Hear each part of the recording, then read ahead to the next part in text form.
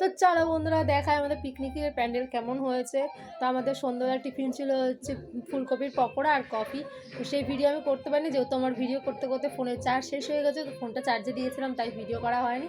তো চলো আমি দেখাই আমাদের আজকে পিকনিকের প্যান্ডেলটা কেমন ডেকোরেট করা হচ্ছে। আমাদের মেন গেটে যেটা লাইট দেওয়া রয়েছে, টুনি লাইট, এগুলো পুরোটাই আমাদের, এটা কোনো ভাড়া করা না, এটা আমাদের পার্সোনাল।